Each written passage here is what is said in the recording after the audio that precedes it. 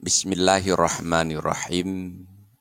Hadis yang ke-21 dari 40 hadis tentang keagungan Al-Quran dengan judul Al-Quranu Nurun fil Ardi wa Zukhrun fis Sama. Al-Quran merupakan cahaya penerang untukmu di bumi dan tabungan untukmu di langit. Dalam sebuah hadis yang diriwayatkan dari Abi Dzar radhiyallahu an, beliau berkata, "Qultu ya Rasulullah ausini." Ya Rasulullah, berikan kepadaku wasiat.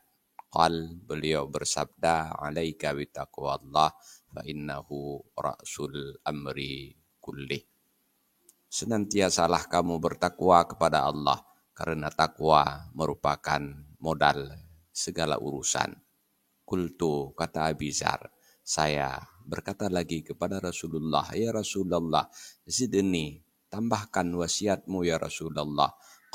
Beliau bersabda, "Alaika bitilawatil Qur'an, fa innahu nurun laka fil ardi wa zukhrun laka fis samai." Senantiasalah kamu membaca Al-Quran, karena Al-Quran itu merupakan cahaya penerang untukmu di dalam bumi dan tabungan untukmu di langit.